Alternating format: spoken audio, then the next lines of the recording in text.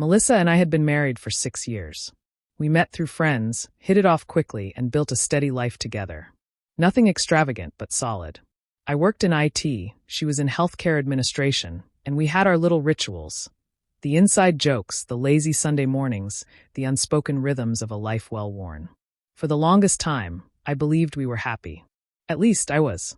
Then, one evening, out of nowhere, she told me she was signing up for boxing classes. "I just want to feel strong again," she had said. Fair enough. Work had been draining her lately, and if this was her way of reclaiming a sense of power, I was all for it. Monday, Wednesday, and Thursday nights at a women's-only gym across town. She'd leave around 6:45 p.m. for the 7 o'clock class and get home by 9, just in time for a late dinner. I didn't mind. I even offered to buy her new gear, but she declined, saying she had everything she needed. At first, nothing seemed off. She'd come home, shower, eat, and curl up on the couch beside me like always. But then I noticed something. She always came back wearing the exact same clothes she had left in. I've boxed before. I know what someone looks like after an hour of heavy bag drills and mitt work. They're sweaty, hair a mess, shoulders heavy with exhaustion. But Melissa? She walked through the door looking as fresh as she had when she left, makeup barely smudged, hair intact, not a single bead of sweat on her skin. And her clothes? Dry, unwrinkled, almost like she'd never worked out at all. At first, I brushed it off. Maybe the workouts weren't intense. Maybe she wasn't pushing herself too hard. But as the weeks passed, the strangeness only grew. She stopped mentioning class altogether. In the beginning, she'd talk about her instructors, the combinations she was learning, some funny moment during warm-ups. Then suddenly nothing. One night, over dinner, I tested her. "Didn't you say your Thursday night coach was out of town this week?" A tiny hesitation. Not long, just half a second too much. Oh yeah, they had a sub. Something about the way she said it felt rehearsed. Too prepared. The next morning, I checked the gym's website. Their schedule was posted online, along with their instructor list. The coach she mentioned was still listed. No substitutions. No changes. I didn't say anything. Not yet. See, when people lie, they expect to be confronted right away. That's when they panic, when they start deleting texts, covering their tracks, scrambling to rewrite the past. But I wasn't going to give her that luxury. Instead, I started paying attention. One night, while she was in the shower, I checked the clothes she had worn to class. No sweat. No deodorant residue. No faint scent of exertion. Instead, there was the lingering trace of perfume, light floral. Not exactly something you'd wear to get punched in the face. Her phone habits had changed, too. She used to leave it lying around. Now it was always face down, notifications silenced. One evening, while she was upstairs, I saw it vibrate on the counter. Just a single name flashed across the screen, Jay. No preview. No last name. That same week, she asked me to deposit some cash at the bank. Said she got reimbursed for something. The bills inside the envelope were crisp, like they'd just come from an ATM. It didn't add up. So I started digging. Our home Wi-Fi logs automatically recorded connected devices. Melissa wasn't exactly tech-savvy, and she had forgotten that our phones leave timestamps when they connect to networks. I checked the records. Her phone hadn't connected to the gym's Wi-Fi in over 2 months. But it had connected to another network, regularly, at the same time she was supposedly at class. Same address range. Same hours. And one name stood out among the logs, Justin's iPhone. I stared at the screen, the pieces clicking into place. Justin. I'd met him once at one of her office parties. One of those guys who tried too hard to be likable. Always calling people man or bro, wearing the kind of false humility that made your skin itch. I remembered how he had looked at Melissa that night, like he already knew something I didn't. Still, I didn't confront her. Not yet. People like Melissa make one mistake when they lie. They underestimate the person they're lying to. They assume silence means ignorance. That quiet means weakness. 3 days later, she found a letter on her pillow, and my inbox had 58 unread messages. It happened on a Tuesday. She left for class at the usual time, 6:45 p.m., same leggings, same jacket, same beat-up Nikes she only ever wore for boxing. At 7:05, I called the gym. A young woman answered. "Hey there, thanks for calling Apex Women's Boxing. This is Taylor. How can I help?" I kept my voice light. Casual. "Hey, quick question. My wife, Melissa, is in your 7 p.m. class tonight. Do you guys have a lost and found?" She thinks she left something there last week. A pause. Not long. Just enough. Melissa? Yeah, Melissa Carter. Another pause. I could hear her typing. Sir? I'm not sure how to say this, but Melissa canceled her membership 3 months ago. She hasn't been here in a while. I thanked her, hung up, and stared at my phone for a long, long time. I wasn't shocked. I was confirmed. That night, I opened my notes app. Melissa log. Tuesday, January 9th. Left at 6:45 p.m., returned 9:10 p.m., same outfit, no gym bag, said class was good. Tuesday, January 9th. Gym confirms canceled membership 3 months ago. J contact name. Phone always face down. Gym Wi-Fi last used October. After that, I went quiet. Not cold, just quiet. No more small talk about workouts. No more jokes about protein shakes. I let her talk when she felt like pretending. I nodded, smiled, played dumb. Meanwhile, I built the real picture. She got careless one night. Left her phone unlocked while she was in the bath. I didn't go through her messages. I didn't need to. I checked her location history. There it was. The same address 3 times a week. A condo complex across town. Not a friend's place. Not a gym. Somewhere she had never mentioned. I took a screenshot. Added it to the log. That Thursday, I told her I had a client dinner. She kissed me on the cheek, grabbed her water bottle, and left for class. 15 minutes later, I followed. I parked a block away and waited. At 7:08 p.m., her car pulled into the condo lot. She didn't even check her surroundings. Just parked. Waited. 2 minutes later, a man walked out. Justin.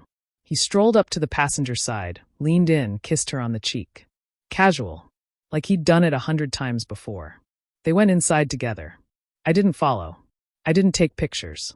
I didn't need to. I already had everything I needed. That night, I went home, ordered Thai food, and watched an old season of Top Gear. And the next morning, I started planning my exit. I became more agreeable. If she wanted new throw pillows for the couch, I nodded and said sure. If she suggested takeout because she was too sore from boxing, I placed the order without hesitation. When she joked about her coach pushing her hard lately, I smiled, playing along. And every time she left for class, I marked the date, time, outfit, and location data. Over the next 3 weeks, the pattern became undeniable. Monday, Wednesday, Thursday nights, always the same condo complex, inside for 2 hours, always alone. No classes, no group events. Justin was there every time. I never approached him. Never made eye contact. I wasn't trying to win her back. I wasn't even angry anymore. I had moved past that. This wasn't about emotion now. This was about strategy. Chess, not checkers. And I was setting the board. One evening, I tested the waters. Hey, didn't you and Justin work together at one point? She blinked. Too fast, just for a fraction of a second. Yeah, like briefly. Why? I shrugged casually. Saw him pop up on my LinkedIn the other day. Made me think of that office Christmas party. He's still around. She gave the perfect response, calm and dismissive. I think so. Haven't really kept in touch. She lied without even blinking. That was when I knew. This wasn't a one-time mistake or a moment of weakness. This was a decision. A conscious, repeated decision to live a second life, assuming I wasn't smart enough to notice. Big mistake. I dug deeper. Through a forgotten shared cloud backup. Thank you, Autologin. I found a batch of old documents Melissa had stored from years ago. Resumes, invoices, tax forms, and one particularly interesting spreadsheet labeled Monthly Split. A private budget plan. But alongside her personal expenses, there were recurring cash payments to someone labeled JH. Justin's initials. The amounts weren't large, $80 here, $120 there, but they added up. And the notes beside them? Apartment supplies. Errands. Travel split. Dog stuff. We don't have a dog. I created a new folder on my desktop and filled it with everything. Screenshots, location logs, Wi-Fi hits, the spreadsheet, even the gym's call log. All time-stamped. All backed up in 3 separate cloud accounts she didn't even know existed. But the real crack in the dam came from a third party. Justin's wife. Yes, he was married. Still is, technically.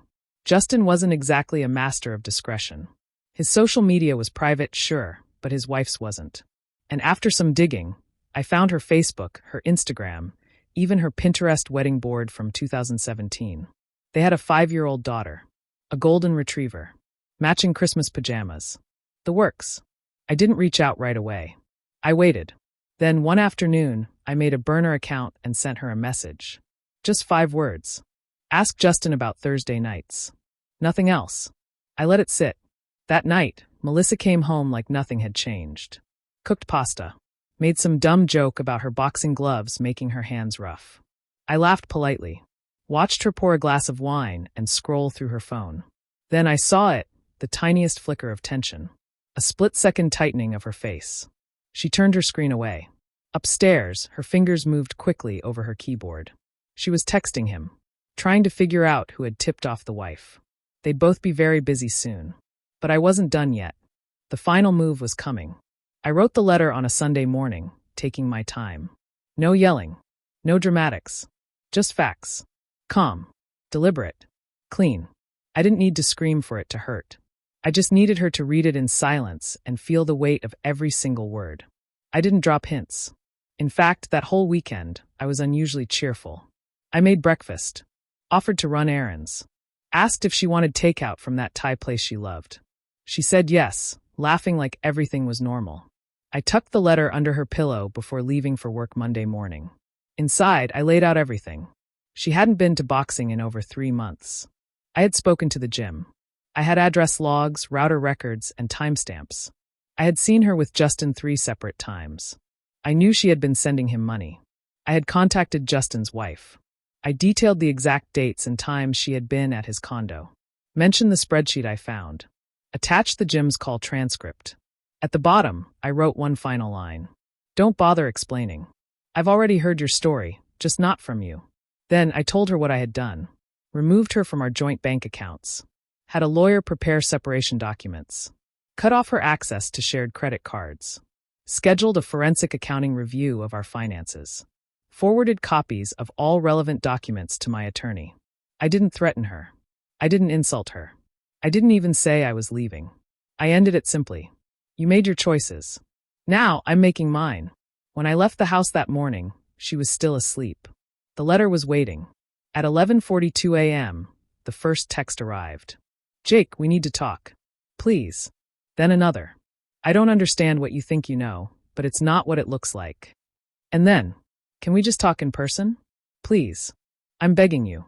By 1 p.m., I had 58 unread messages. Emails. Missed calls. Voicemails. I didn't open a single one. That night, I stayed at a buddy's place. He knew the whole story. The second he saw the folder on my desktop labeled Exit Strategy, he had offered his guest room. At 7:30 p.m., another text arrived. I came home and you were just gone. I read everything. Please just give me one chance to explain. I'll tell you everything. I messed up, I know, but it didn't mean anything. It was stupid. I was stupid. 10 minutes later. Are you really not going to talk to me at all? 20 minutes after that. Jake, please don't do this like this. I didn't reply. Around midnight, she tried calling again. Straight to voicemail. By the next afternoon, I received confirmation from my attorney. Financial separation was complete. She no longer had access to a single cent of my money. That night, I went back to the house. She was gone. No confrontation. No scene. Just gone. Half the closet emptied. Her favorite mug missing. A note on the counter that simply read, "Please call me." I didn't. The silence was deafening. And it was glorious. 2 months later, the messages had finally stopped. But I kept everything, not for revenge, but for clarity. A digital record of every choice she made to betray what we had. People ask if I ever considered listening to her side. The answer is simple. She had 3 months to be honest. She chose 3 nights a week with Justin instead. And now I go to the gym after work. The same boxing place she lied about. Funny, huh? Taylor, the coach, remembers my call. Figured out who I was after a few sessions. We don't talk about it. Sometimes, between rounds, I catch my reflection in the mirror. Same guy. Same face. But stronger. Not because I throw a better right hook. Because I finally walked away from the one person who thought I never would. Inbox 0. Regrets, also 0.